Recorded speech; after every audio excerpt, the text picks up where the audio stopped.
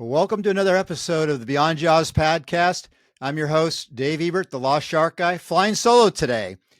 I'm just back from a month-long trip to Madagascar and South Africa, which will be the subject of an upcoming episode in the next few weeks. However, this past week marked the one-year anniversary of the passing of a legend in the field, Dr. Leonard Compagno, my PhD advisor and friend. I recently attended the 8th Southern African Sharks and Rays Symposium in Grahamstown, South Africa, where I had a chance to reminisce with the attendees about rebooting shark research in Southern Africa in the 1980s with Leonard and Paul Cowley. So as a tribute to Leonard, I suggested to Andrew that we re-air the episode from last year where I share my experiences and thoughts on Leonard, who I knew for over 40 years beginning as a young master's student. It's hard to overstate the impact that Leonard had on the entire field, from his 1973 paper on the interrelationships of chondrichthyan fishes, where he laid out the classification for modern chondrichthyans, and which is still in use today, to his FAO catalogs on the sharks of the world that were published in 1984, his 1990 publication titled Alternative Life History Styles of Cartilaginous Fishes in Time and Space, an absolute must-read for any budding shark researcher. And if you're in my lab, that's one of the first papers you need to read. So anyway, I hope you enjoyed today's episode. Even if you listened to it last year, it's worth revisiting to listen to the episode again. I can't overstate Leonard was a real giant in the field, and I was very fortunate to have the chance to get to know him both as a mentor and as a friend. And, I want to, always thank you for listening and subscribing to the Beyond Jaws podcast. And also, please check out my other YouTube channel, Lost Shark Guy, and my documentary series, Searching for Lost Sharks, Extinct or Alive. Episode 4, Discovering Lost Sharks, which features the discovery of 10 new species of sharks, is now posted. Andrew will be back in the command center for our next episode. And again, thanks very much. We appreciate you listening, and have a great week. Thank you. Welcome to another episode of the Beyond Jaws podcast, and I'm your co-host, Dave Ebert. I'm filling in doing what Andrew usually does to introduce an episode, a new episode, but today is kind of a special one for me. It's a bonus episode where I'm going to give a little bit of a talk about my former advisor, Dr. Leonard Compagno, who was really a giant in the field of shark biology, shark ecology, and shark taxonomy. It's a little bit of a celebration of life, sort of a little bit of a goodbye from me to Leonard. And so I hope you enjoy the show. I'm going to share some memories, some stories I've had with Leonard. Some of you may have heard of over the years. Now you have them for posterity. But anyway, I hope you enjoy the show, and we'll get started right now.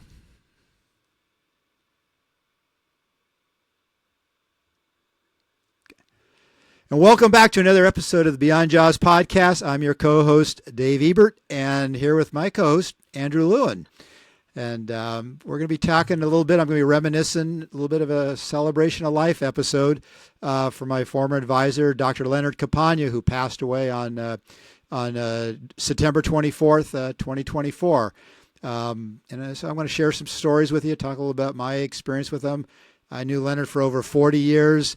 And going back to when I was a young master student, really starting out in the Bay Area in California here, and so we'll get started now. Okay, so I talk a little about Leonard. He was an interesting character, and can't be overstated sometimes, but he really was a giant in the field of shark biology, shark taxonomy. His classification of how he classified sharks and rays and chimeras or ghost sharks back in his paper he published back in 1973 called Interrelationships of Chondrichthyan Fishes really laid the groundwork for how we classify sharks and rays. And that classification is still used today. And actually molecular research done by Gavin Naylor and many others over the years have really found that his classification really holds up well. And back when he did this, he didn't have a lot of the modern tools such as genetics that we could use today. And so he was quite an interesting character. And he grew up in San Francisco in the Little Italy section, and he's born in 1943, December 4th. And a lot of people don't know that because he spent the last 35, almost 40 years in South Africa. And a lot of people thought he was South African. but he did grow up in the Bay Area. He went to San Francisco Community College, and he went on to San Francisco State, and from there to Stanford University. And some things that people don't often know is that Stanford University used to have one of the preeminent ichthyology collections in the world. And it was only in about 1979, 1980, they finally closed down the ichthyology department and sent all their specimens over to the California Academy of Sciences. And it was kind of funny because most of the people, the professors there, had either passed away or retired. And here Stanford University had this whole department open for one guy who was still a grad student. Leonard, I think, probably had the record for one of the longest PhDs. He was a student there for about 14, 15 years before he finally finished up his PhD. That's going to be the longest for sure. And he was just kind of squirreled away down in the basement there working away. And finally the biology department chair realized that they had this whole department open for a grad student, and then a 15-year grad student. And so he went down and he just said, "Hey, Leonard, we're closing up the department. You're going to need to finish up and get out, but we're closing the department." And Leonard told me the story, so I'm giving you a firsthand account on what he told to me. And so he went from there over to the Tiburon Marine Lab, which is just across the Golden Gate Bridge from San Francisco in Marin County. And over there, they had some old Army barracks. It had become a Marine lab station for San Francisco State University, but it was really their old Army barracks, and it was old Army buildings from going back to World War II, because they basically had an Army group base there because they were concerned about Japanese ships coming into San Francisco Bay. And anyway, they sat vacant, and Leonard took over one of these buildings. I mean, he literally took it over.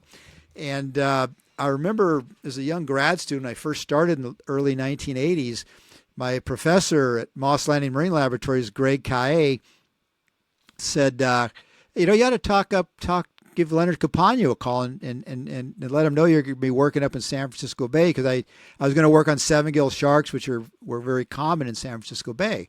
So, I was a young 22-year-old. I didn't know anything. I thought, okay, great, I'll give Leonard a call. So I just kind of cold call this guy up, and I get this answer on the phone like, "Yeah, who is this?" And I said, like, "Oh, hi, this is Dave Ebert. I'm a graduate student at Moss Landing Marine Laboratories, and I'm studying 7-gill sharks in the bay, and I'd like to know if I can come up and talk with you." He goes, "Oh, I haven't got time for this," and he hung up on me. And that was my first introduction to Leonard Compagno. How old were you at this time? I was 22. How old were you at this time? I was 22. And that was your first, like, any kind of response from any kind of interaction with him. First interaction with him, and I was like, whoa, that was a pretty cold and abrupt. And so I went back to Greg and I said, "Greg," I said, "this is what happened." I explained to him, and Greg looks at me and goes, "Well, Leonard can be a little eccentric." I thought, yeah, eccentric, and be kind of rude. But so I went about, so I just was like, okay, well, clearly didn't want to talk to me or didn't want to talk to anybody, but I knew nothing about him at the time other than what Greg had told me. So I went about doing my thesis project, and probably about a year later, it was the winter time, and I was using the boat at San Francisco State there, going out to fish. And so I kind of knew he was based there, but I didn't know where he was based at the time. And I came in one day, I didn't, we're out fishing, and we caught a few spiny dogfish, nothing big. It was myself, my brother, and a good friend of mine out there fishing. We came in there, and it was just pouring rain, just cats and dogs.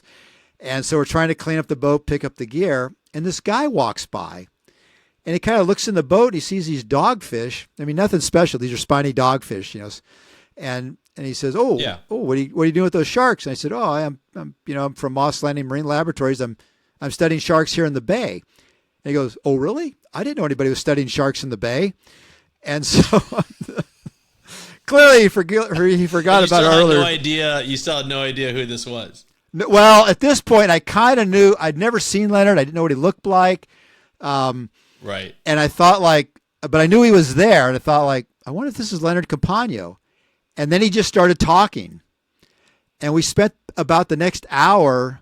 I mean, it was just raining, and he never said "Hi, I'm Leonard Compagno." He never said, "Hey, let's go inside to get out of the rain." We stood there, and of course, I was probably might have been 23 at this time, and I was going this is my end with chance to talk to Leonard Compagno. And so we stood there and for about an hour. And then finally my brother and my friend go, hey, Dave, can we go get out of the rain? It's raining pretty hard here. We're soaked like rats. And I was like, yeah. Can I go? And I go like, I'm by the way, my name's Dave Ebert. And he goes, oh, hi, I'm Leonard Compagno. He goes, why don't you come over to my office? And I go, where is he? He goes, well, it's that army barrack over there. And this guy would drive his beat up like 1964 Black Beetle Bug VW. Go look online if you don't recognize it. Some people of a certain age know what I'm talking about.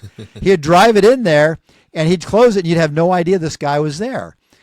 And so we went over there and I spent another like 2 hours talking with the guy. My brother and friend were there. And it was the most amazing experience I ever had, even though I was soaking wet, dripping. And he just went in there and I looked in there and I realized like, well, he lives here. He basically was living in there, had a cot. He had all these stations set up, the workstations he was using.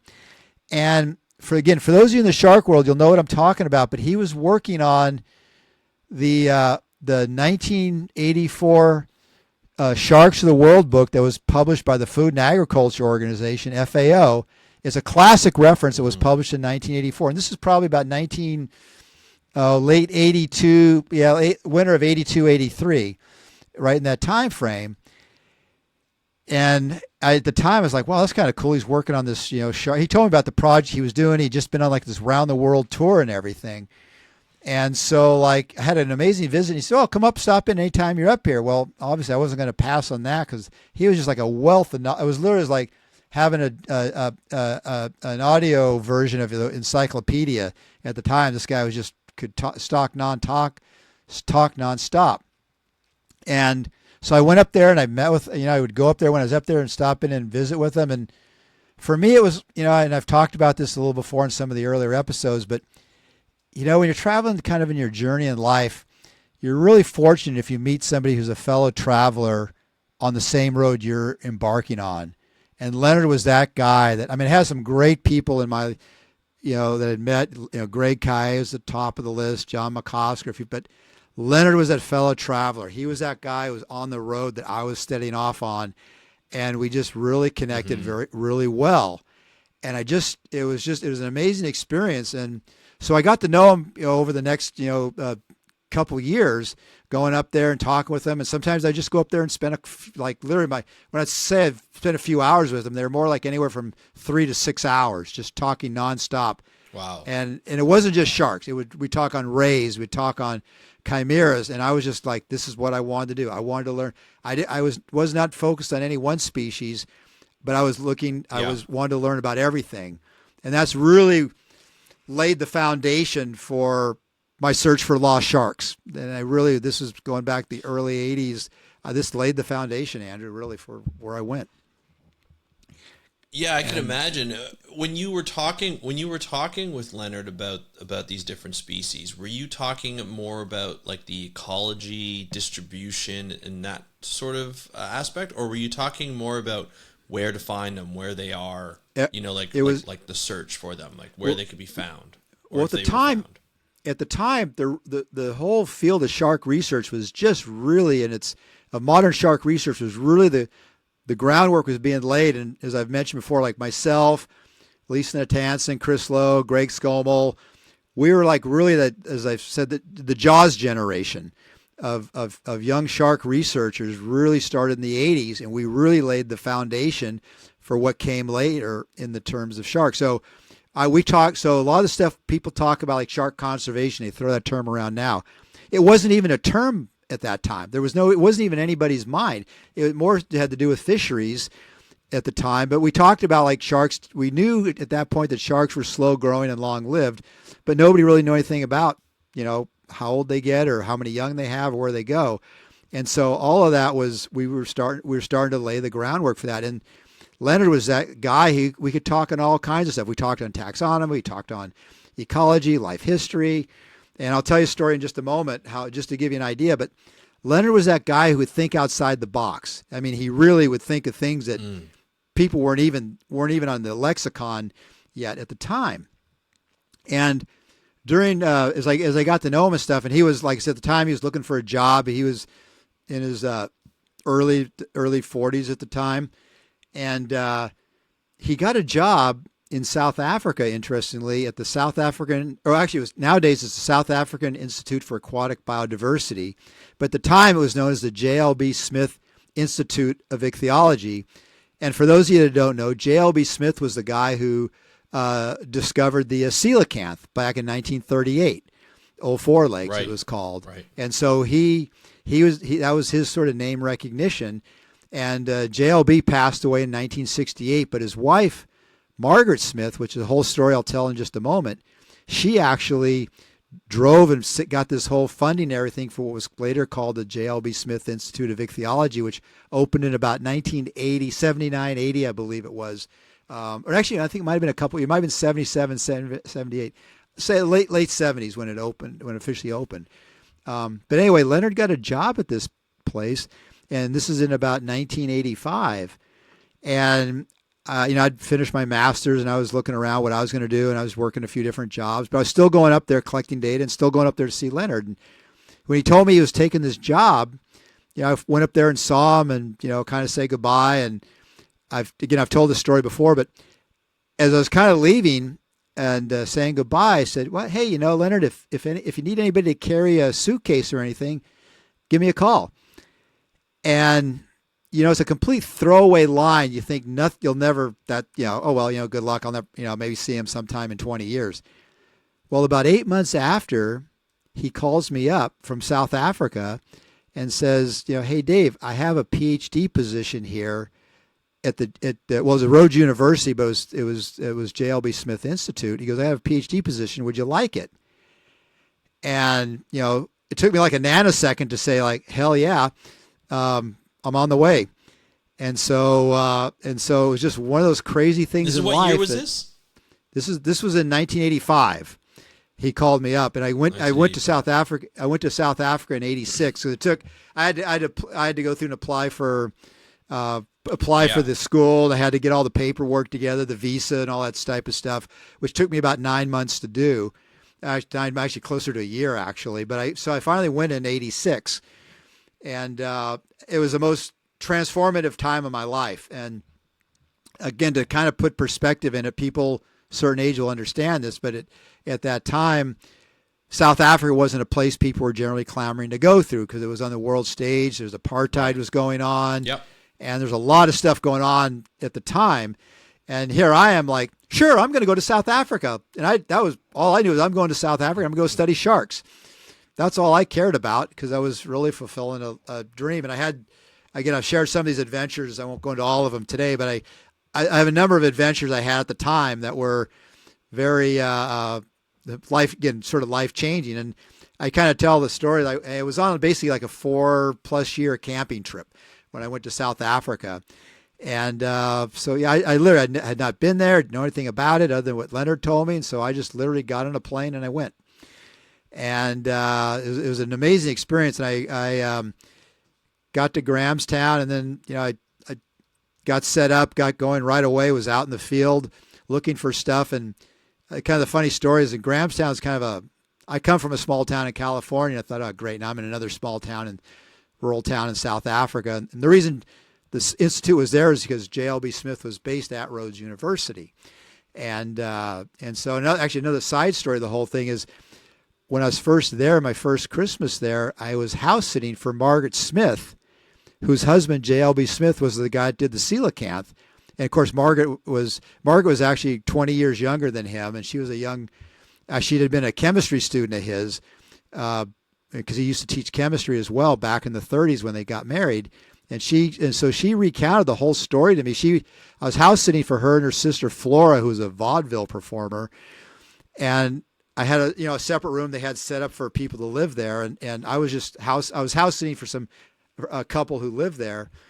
And every night about 7:00, Margaret and her sister Flora would come next door, literally bring tea and crumpets, which is about how English can you get.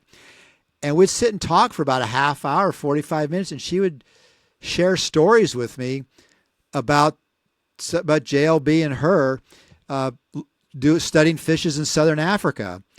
And some of the stuff, people would be horrified to hear these stories now, but Margaret, when she was a young woman, she was a very good swimmer and stuff. And she would go out in the field, and JLB was older, 20 years older, and he had some health issues. And so stories they tell me is like they'd go out on these pristine reefs, like in Mozambique, and this is how they used to do things, so don't be horrified about this, but he would dynamite the reefs, and all these fishes would float up dead. And so Margaret, being a swimmer, she would swim around. She'd go swimming around and collecting all the fish. And she asked me the question. She goes, Dave, there used to be a lot of sharks would come in around, swimming around when I was collecting the fish. And I kind of look at JLB, and I said, is it okay here? There's a lot of big sharks swimming around. He goes, don't worry about them. They won't bother you. And so the guy has his wife swimming around in the water collecting all these dead fish that were coming up. And he said, don't worry, sharks don't bother you. They won't bother you or anything. And so, which is mostly true, I'm sure. I don't know what kind of sharks they were, but she said some of them were pretty big. But she'd shared some of those stories, and I really became to appreciate this. Thought like, here's this young woman in the 30s and 40s and 50s, really still going out and collecting this stuff, and she made quite a name for herself. She was very accomplished in what she did, and she illustrated a lot of the fishes that JLB would describe. But she was kind of in his shadows until after he passed away and set up this institute, that she really kind of came into her own. But she's a very accomplished woman. If you ever want to go look up some of the stuff she did, but she really helped drive his legacy. So anyway, that was a little bit of a side story there, but this was the kind of opportunities I talk about. Like, I went to look for lost sharks, but I had some amazing stories, like, meeting Margaret Smith, and I met a number of other people. I talk about going to the grocery store and standing there getting some groceries, and I got Desmond Tutu standing next to me. We're kind of standing in line at the checkout counter, just shooting the breeze, very casual and stuff. And because I was there at a very dynamic time in South Africa's history, and if people, if they know anything about, like, February 11th, 1990, Nelson Mandela was released from prison and came down and gave a speech at the Grand Parade in Cape Town. I was there because it wasn't. Because it was all this stuff was going on. I thought, it's kind of interesting to experience some of this stuff. I was kind of the outsider. History in the making, right? Everybody knew that. Yeah. Yeah. Oh, yeah. And where I was based at the South African Museum, I used to look at Parliament. Was literally right outside my front window, and so I would go. I have to walk by there every day to go to the gym I was going to at the time, and I would see all these guys: Mandela, Tutu, several other people. De Klerk, because they'd be going in and out of Parliament for different parliamentary meetings at the time. And so I was there at a very transformative time. And that was some of the big rewards I got out of that. Working with Leonard, having the opportunity to go there and work with Leonard. But talk about working with Leonard, that was an interesting experience as well, because Leonard was an interesting guy. Like, if you knew him, when I knew him in California, he was a really good guy. If you got to know him, he's very generous. I learned a ton of stuff from him. But when I was a student, it was a little different in the sense, and I won't go into all the details here. They'll be in my forthcoming memoirs. But I could go to his office and I'd sit there, ask him some questions and stuff, and I'd get like, yeah, okay, yep, sounds good to me. Very little interaction. But then him and I would go out and have dinner, usually, 2, 3, 4 nights a week. And, this is when I was in town. And then I just wanted to have a tape recorder going, because it would just be a complete data dump. He'd just go on about this and that, and I was just going in one of the papers that I recommend, if you look on my Instagram posts and on Facebook, was a 1990 paper he did on alternative life history styles of chondrichthyan fishes through time and space. It is, if you're any kind of a serious shark researcher, conservationist, this is like a mandatory paper you need to read.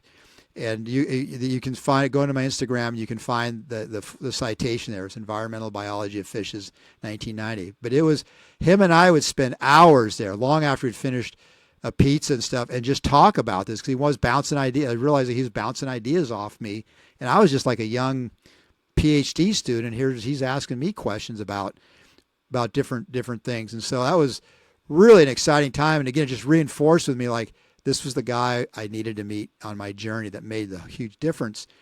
And one of the more direct things, So that was that was really amazing. Like I say, going out and having a pizza, we'd have lunch, and it was just like we'd spend hours. I mean, literally like 3-4 hours would go by. They'd be closing down the pizza place. Yeah. And then we'd kind of go for a walk back to the lab. And he was just, at that point, he was real chatty. For me personally, one of the coolest things I experienced there was one of the things that people got to know me early on was I did a lot of observational field studies on foraging, hunting and sharks. And one of the things I came on was that big sharks will hunt in packs. And the main one was 7-gill sharks, but I've seen other white sharks and other sharks. People don't realize, but they will hunt in groups, in coordinated groups. I refer to it as social facilitation. And I was just trying to, and this is again the beauty of working with Leonard, was that I was talking with him, a couple nights that we're having our pizza, and I said, like, Leonard, I'm watching these sharks feed. I've seen this all over the world, California, South Africa, Namibia. And I go, they're not just random killing machines, as the Jaws movie suggested, but there's a coordinated effort was going on, and it wasn't just this one lone marauder shark. That certain types of prey, like if, for example, if they were taking a sea lion, that the 7-gills would gang up on them. And he goes, I got a couple books for you to read. And this is where Leonard he's known as a shark person, but he could talk to you about wildlife in general, birds, all kinds of stuff. And so he said, I got a couple books for you to read.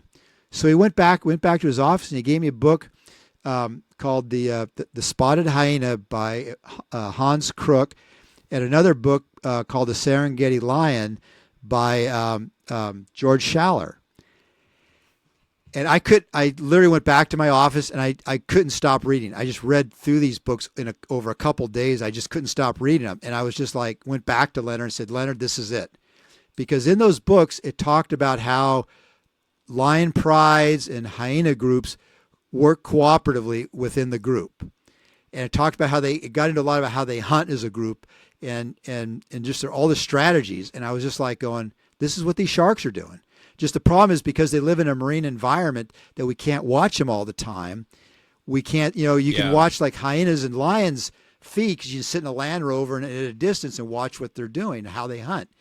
And I was just like, this is what, and again, lions and hyenas, depending on what they're hunting, they will work in a cooperative group to take down large prey. And I'm like, this is what the 7-gills will do. And other large sharks, that if you're taking on a large species that one couldn't do, they'll work in a cooperative group. Yeah. And so that was one of the most just amazing experiences I had learning stuff. And that was just one example of several I could give where Leonard was just thinking outside the box, which is where I was going. We're like, okay, here's some cool stuff. And he asked about like where I got onto the lost shark stuff. It was all during my informative years, grad school. And because besides people knowing me for doing a lot of, because my background was really in ecology, feeding ecology, reproduction, but looking at how these sharks hunt. But one of the other things people got to know me for was I was the guy who would find these weird sharks. We didn't use the term lost shark at the time; that came later. But I was like, if you want to find the weird or the unusual, the little known sharks, just follow Dave. And because I would go out in the field and I'd find these things. And I didn't know initially at first, I'd find these sharks. Wow, this is kind of an interesting one. And I'd bring it back to the lab and show Leonard. And Leonard would go like, oh, geez, we haven't seen this shark in 80 years. We haven't seen this shark in 100 years. And so, getting this back in sort of the, late 1980s, I was like, oh, wow, this is kind of cool. I got onto this like, okay, so there's this need out here that people are these, where I'd go, we're catching sharks that people weren't aware of. And again, there was no real field of shark conservation at the time. And so, again, people kind of got to know like, oh, if you want to go find some weird sharks, go follow Dave. And people would go to like Namibia, people would go to Taiwan, California, and they'd go like, where's Dave been? Because they knew wherever I'd been, that was where they were going to find the weird sharks, if I haven't found them already. And so that's kind of how the whole lost shark thing started, was just me going out finding these things, and then Leonard saying, oh, we haven't seen this shark for 100 years. And then also, I'd bring back a lot of species that Leonard would look at and go, well, this is an entirely new species to science. So I thought, well, this is kind of cool because it was totally something nobody was doing, and nobody really does today. Still goes and looks for these lost sharks. They don't really. A lot of them just. It's been a process you pick up over years, to decades really to learn this type of stuff.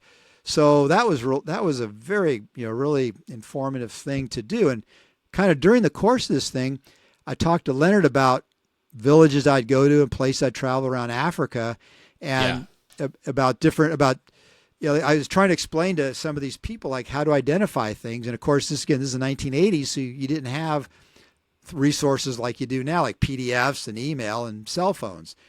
So we ended up writing. Probably had some keys. Probably had some identification keys that may or may not have been up to date. Right. Right. So there really was nothing to use. So there was this book, A Guide to the Sharks and Rays of Southern Africa, that kind of really sprung from this need for this field guide. And Leonard, being a birder, we set the book for like a bird guide to make it simple and easy for the average person to be able to key through it and to be able to identify the sharks. And Ann Hecht, who was the wife of another advisor of mine, a key person, Tom Hecht, who's head of the department, did all the illustrations, which at the time, they were really amazing. And the thing in this book, and because it was published in 1989, I'm a grad student. I'm writing my first book. I'm still in my 20s, and I've talked about this. The one thing it was so good working with Leonard was that on my own, I probably wouldn't have had the confidence at that age to do my own book, but working with him, I learned how to do a book, and it really gave me confidence for later on when I went and did my next book, which I ended up being a solo effort years later. And but when we were doing that book, and again, this was like Leonard thinking outside the box. Him and I'd be having these discussions, and we got into this whole area of talking about I go to these different villages and places in Africa, and I would see things like sharks being finned. Sharks the livers being taken for oil, and nobody was even thinking about shark. Chinese been using shark fins for soup for generations, literally hundreds of years, but nobody thought about it. And Leonard, growing up in San Francisco, he grew up near Chinatown, so he'd wander around as a young boy. So he saw the fins.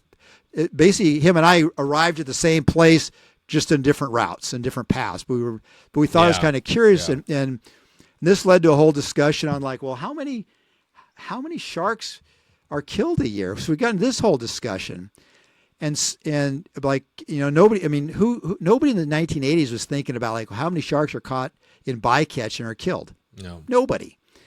And so I ended up writing a section, and I've posted this before on social media, but I'll just hang it up. I'll show it up here again. If I can find it here somewhere. Let me see here.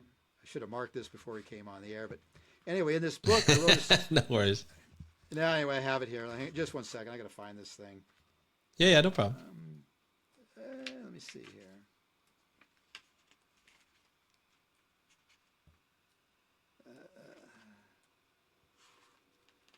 Okay.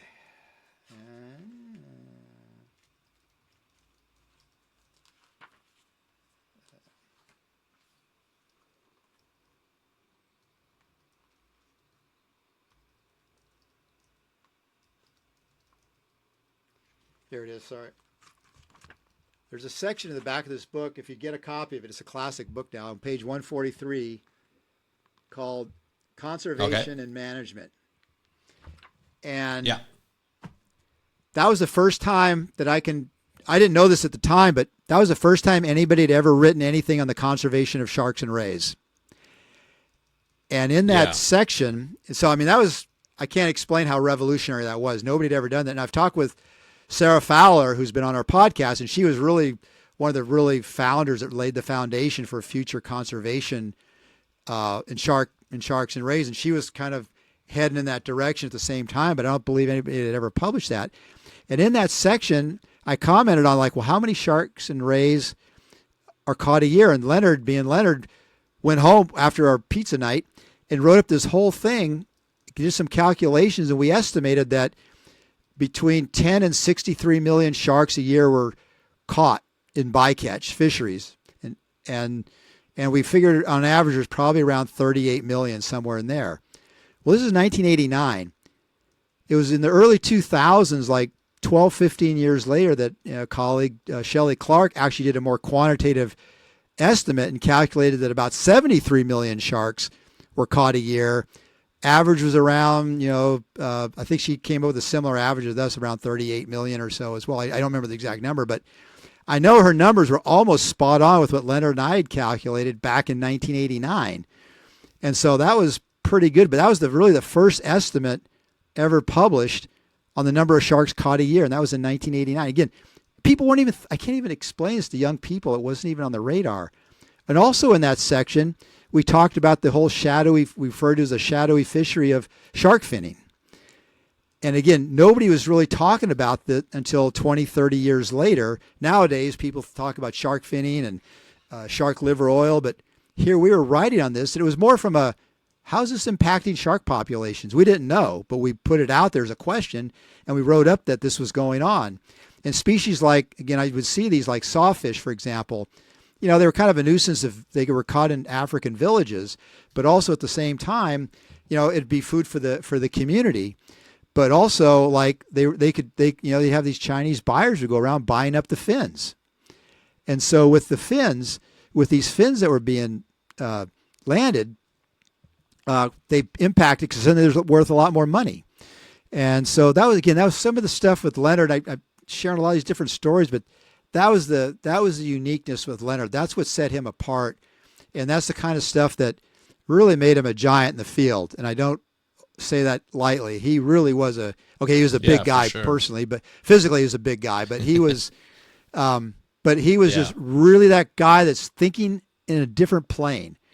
And I eventually finished up my PhD. We did a lot of stuff at Leonard's. I've very heavily published with Leonard, and kind of a cool thing years later, as I mentioned earlier, when he was doing the Sharks of the World, the FAO guide, and was published in '84, I always thought like, well, that'd be kind of cool to do my own book on the sharks of the world. Well, in 2013, Leonard and I co-authored a book with Mark Dando and Sarah Fowler on the sharks of the world. And so that was kind of brought my journey full circle in a way with Leonard. At that point, Leonard was kind of on his way out in his career, and he didn't really do a heck of a lot, but he was pretty much retired, and he was starting to have a lot of health issues at that time. But it was just kind of nice to have that one little thing, having done that. And of course, I've gone on and done a lot of other things now, but it was nice. And I have just a lot of good memories. It was a lot of funny stories that are probably a little off color to tell on the podcast, but I'll put that somewhere else. Catch me at a conference over a beer. I'll tell you some other ones, but he had some interesting stuff. One story I will share. I think I've shared this before. I know Andrew's heard this one, but Paul Calley, and I want to give a mention to Paul Calley, who was kind of my partner in crime with at the time we were co-grad students together, and Paul and I just had some amazing experiences with Leonard and stuff. But one of the things I talk about some of my public presentations is Paul and I'd go off to Namibia, and at that time there was nothing there. There's no communications, no GPS, no cell phone. And so I'd tell Leonard, which was a little sketchy, and tell other people that we're going to be gone for 8 weeks. And if you didn't hear from us in 10 weeks, you might send somebody to look for us. And off we'd go. Well, again, this is back in the late 80s, and you didn't have things like, like when you had your student bursary would come through each month, it would be automatic. Nowadays, it's automatically deposited. Well, back then, you had to physically go pick up your check. Well, when you're gone for 8 weeks in the field, there's nobody there to deposit your check. And on our first trip to Namibia, we wound up in a place called Luderitz, which is literally like the end of the world. If you want to get lost, go to Luderitz. It was at that time it was a Wild West town. Literally, it was like there'd be like drunken bar fights. There'd be people passed out in the street. It was a Wild West town, but there's thousands of 7-gill sharks in the lagoon there, and so we spent some time there, and we ran out of money. I mean, literally, neither of us had a penny in our accounts, and so I had to, and we had like 3,000 kilometers to get home.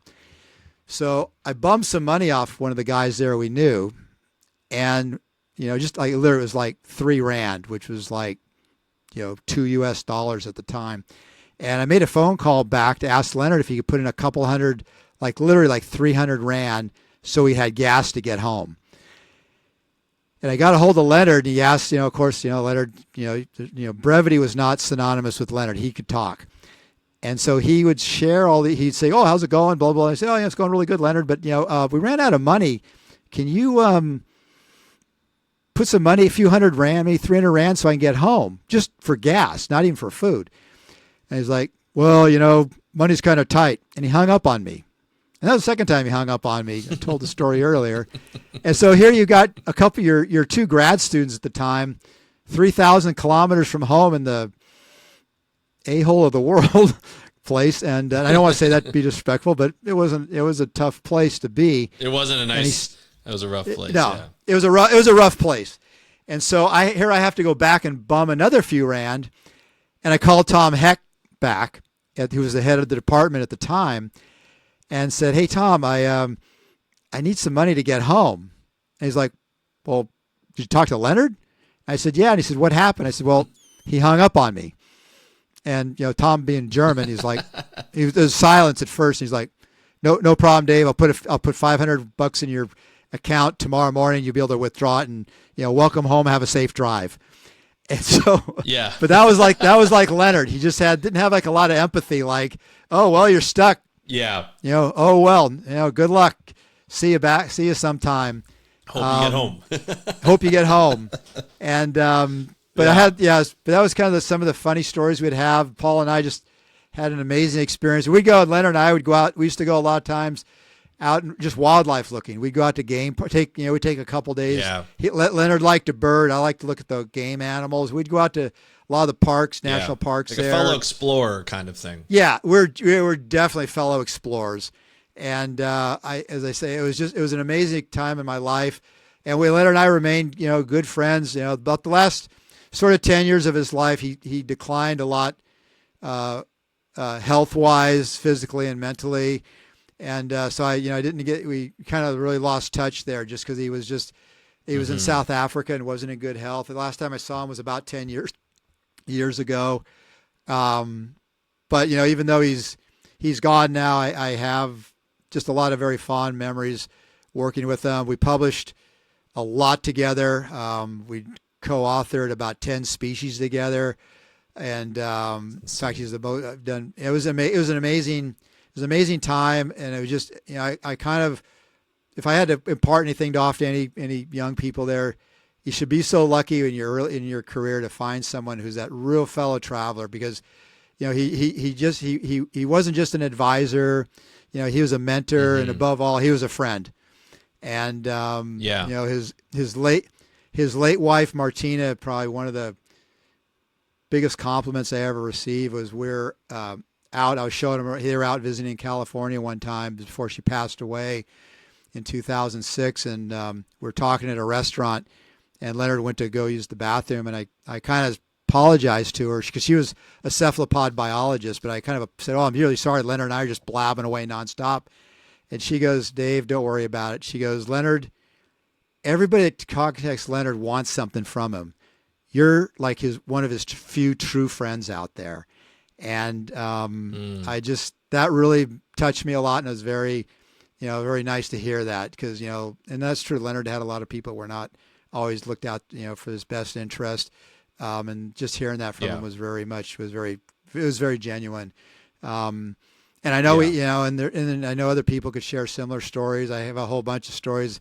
One of the things, I think we got a little clip we'll have with Gavin Naylor here, and Gavin was a young PhD student. In fact, Gavin had finished before me, and he'd come to South Africa when I was still there, which I won't go into the stories today because it's just a bonus episode. Maybe I'll share in some other future episodes. But he came to South Africa in 1989. He was there for about 6 weeks, and we had just some incredible experiences with Leonard, and Gavin and I still to this day laugh at some of the stories that took place that time working with Leonard, because I say Leonard was a character. If you had the chance to meet him, he was a character. Is the best way I could describe it.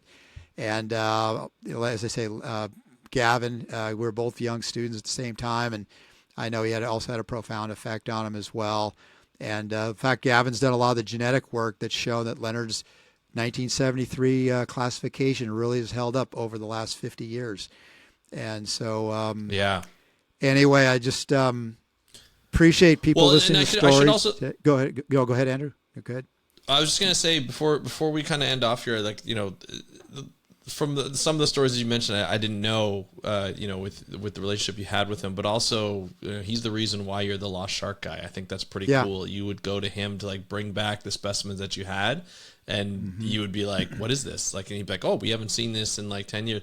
And it's kind of interesting because before we recorded, we were talking about how people come to you now to be to be that person, that authority to come in and say, "Hey, I found this. What is it?" And you're like, "Oh, well, we actually haven't seen that in 5 years. Or we haven't seen that in 10 years. Or we haven't seen that in 20 years. Or this is a new species. Like, let's work on this together."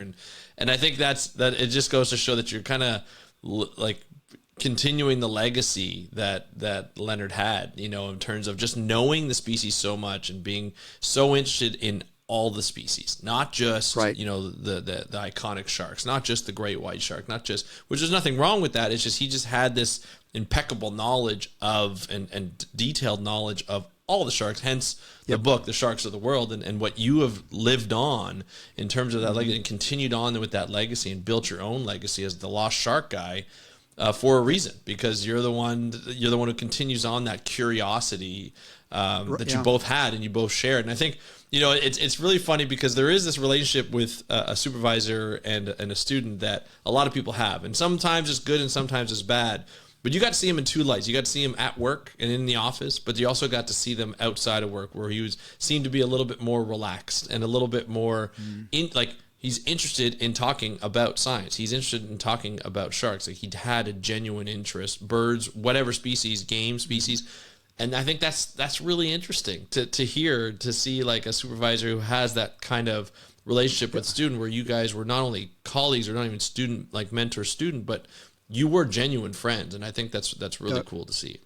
Yeah, no, he laid the foundation for, let's say, we didn't use, back in the 80s, I didn't think about the term lost shark guy or lost sharks, but he really laid the foundation. And if I impart something to young people listening to the show, is like, be knowledgeable about all the sharks and rays. Don't focus on one species. Just be knowledgeable. The wider, the broader width of knowledge you have, the better. The more you'll know, and the more you learn, the more questions you could ask. And as I say, I just, I never thought I was going to, the direction I've gone. I'm kind of a direction I never thought about. But when as I learned more about all the different species, and I started bringing back these different things that people hadn't seen, I thought, well, that's kind of a cool thing. Nobody else is doing this. And it just was literally, so I've started doing that, and I started focusing. I didn't focus in on them because I just go look for what was there and document stuff. But then when Leonard started telling me, like, a number of these species had not been seen for decades, and 20, 30 years or more, then I started going okay. Then I started paying attention to and started keeping a database of well, how long of some of these sharks haven't been seen. And there were sharks that I can tell you there were sharks I found back in the 80s that haven't been seen since I found them. I mean, I know where to go back to find them, but it's sure. Because I know where they are, and I think that I call them lost, but I think if someone bothers to go look for them, you know where to go. But I've just kind of carried on with that, and that led to my sort of moniker, my brand now, the Lost Shark Guy. Over the Your last expertise really is what it is. Yeah, my expertise over the last couple decades. That's really what it's led to, and I have such a network now. I get people all over the world contact me every week. I go a few days a week. I get emails from people asking me to identify stuff from them. And, a lot of times it's like, oh, this is that and stuff. But sometimes I get some really cool stuff that, hey, we haven't seen this species in 40 years. Literally, and they show up here. And I'm like, so then I can help them out and provide them some more information. So it's kind of cool. Yeah. And, one of the things with Leonard is he always, and I think people listen to the podcast or hear me talk, I still have that enthusiasm, that passion I had when I was 5 years old. And Leonard was the same way. He was he would have been 81 this December. But he was just that perpetual kid, where he never lost his enthusiasm. And I had that same thing where I still feel today, like, I'm going to keep going till I can't, which, will probably be when they drop me in the ground. And I love it. And not anytime soon, that's for sure. Not anytime soon. Well, if you listen to the recent podcast I did on my trip to Indonesia and Timor-Leste, you can tell that, and I think one thing with the Lost Shark stuff now is I enjoy working with a lot of the young people, like the crew I was just working with in Indonesia and Timor-Leste. I love working with young people and passing along, because now it's my turn to pass along that information to all these young people, and they'll hopefully be the new Lost Shark guys and gals in the future. And that would be my biggest legacy, is to impart my knowledge to a lot of these really up and coming people, many of whom we've had on the podcast. So I just, keep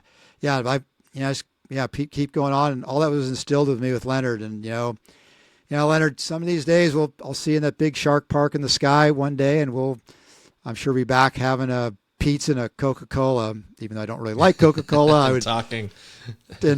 So, but yeah, it was phenomenal experience. And I'll just, one last shout out. If you ever see you guys, particularly young people, if you see me at a conference sometime, just come up and say hi. I'm pretty approachable, and just want to talk about Leonard stories and some of the stuff. I'm more than happy to share. And sharks.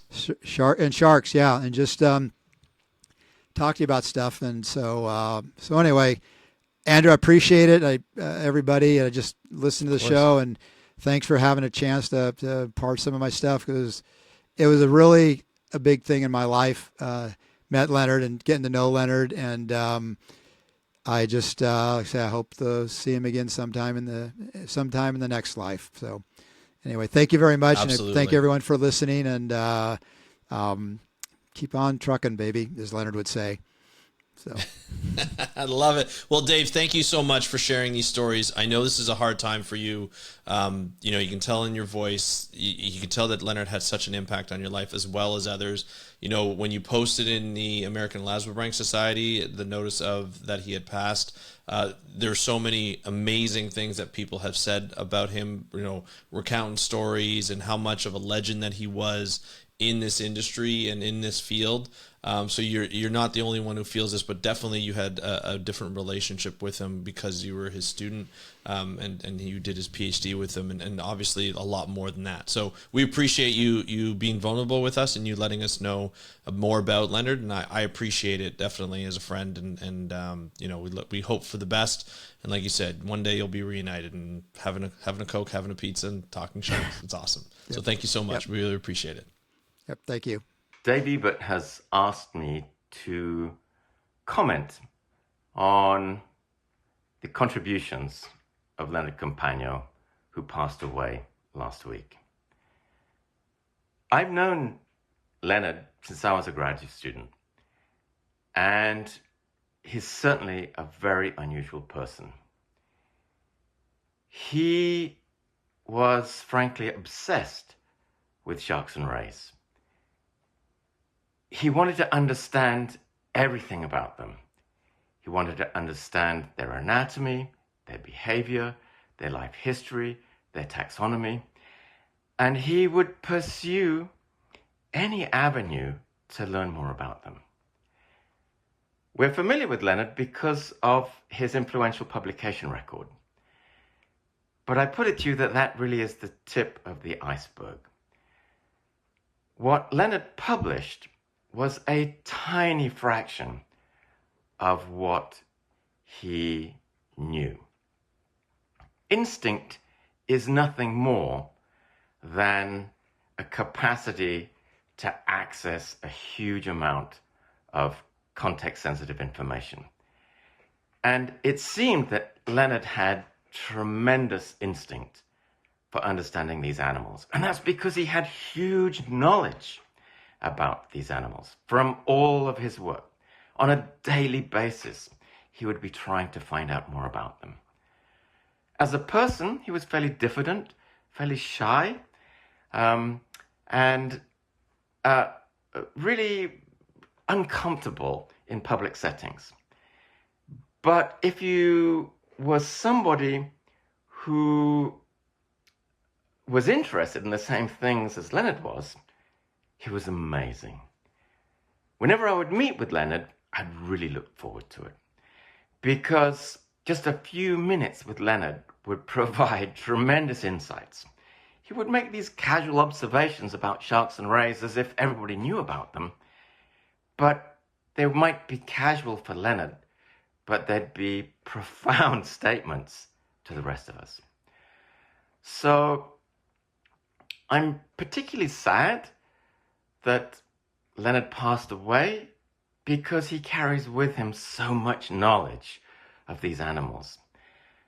And also, I don't think that he's as widely appreciated by young scientists as he is by older colleagues.